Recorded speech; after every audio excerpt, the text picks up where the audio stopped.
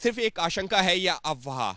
ये सवाल इस वजह से उठ रहा है क्योंकि फिलहाल ईडी की तरफ से इस तरीके की कोई योजना अब तक तो नजर नहीं आ रही है। लेकिन सवाल ये है कि आखिर अरविंद केजरीवाल और आम आदमी पार्टी के नेताओं को ये डर सता क्यों रहा है? क्योंकि अरविंद केजरीवाल लगातार ईडी का जब से सम्मान आना शुरू हुआ है, उनकी तरफ से, उनकी पार्टी के नेताओं की तरफ से यही कहा जा रहा है कि उनको कभी भी गिरफ्तार किया जा सकता है।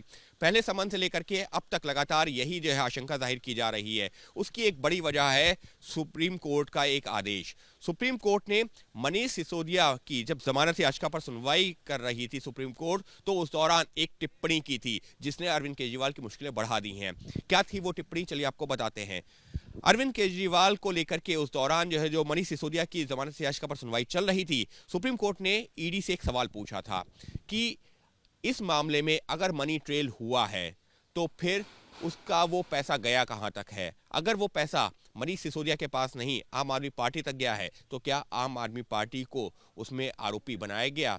और इस वजह से ये मुश्किलें बढ़ रही हैं अरविंद केजरीवाल की। कैसे? क्योंकि आम आदमी पार्टी के जो संयोजक है, राष्ट्रीय संयोजक है, नेशनल कन्वीनर है, वो दिल्ली के मुख्यमंत्री आम आदमी पार्टी के नेता अरविंद केजरीवाल ही हैं। और इसी वजह से अगर वो पैसा पार्टी तक गया है तो निश्चित तौर पर अरविंद केजरीवाल भी कटघरे में आएंगे और ईडी उनसे आरोपी के तौर पर पूछताछ कर सकती है। मुश्किलें और कैसे बढ़ती हैं? इस वजह से क्योंकि सुप्रीम कोर्ट ने मनीष सिसोदिया की जमानत याचिका को खारिज करते हुए मनी ट्रेल की बात कह भी दी है आदेश में।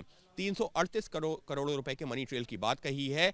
और ऐसे में अब सवाल यह है, जिस बात की अरविंद केजरीवाल और आम आदमी पार्टी के नेताओं को भी बखूबी एहसास है, कि अगर 338 करोड़ रुपए का मनी ट्रेल की बात सुप्रीम कोर्ट ने अपने आदेश में कही है मनीष सिसोदिया की जमानत को खारिज करते हुए, तो फिर वहां पर सीधे तौर पर जो सवालों के घेरे में आएंगे वो अरविंद केजरीवाल आएंगे। क्योंकि अगर वो पैसा आम आदमी पार्टी तक गया है, जैसा कि सुप्रीम कोर्ट ने सुनवाई के दौरान एक टिप्पणी की है, तो वहां पर अरविंद केजरीवाल से पूछताछ की जाएगी और मुमकिन है कि उनसे आरोपी के तौर पर पूछताछ की जाए। और इसी वजह से अरविंद केजरीवाल की तरफ से लगातार ये पूछा जा रहा है जांच एजेंसी से भी कि उनको आरोपी के तौर पर समन किया जा रहा है या फिर उनको समन किया जा रहा है एक गवाह के तौर पर। और इसी वजह से अरविंद केजरीवाल समेत तमाम जो आम आदमी पार्टी के नेता हैं वो थोड़ा सा डरे हुए हैं, क्योंकि उनको भी पता है कि जिस तरीके से मनीष सिसोदिया को जमानत सुप्रीम कोर्ट से तक नहीं मिली है, संजय सिंह जब से जेल में गए हैं वो उनको जमानत नहीं मिल पा रही है, तो निश्चित तौर पर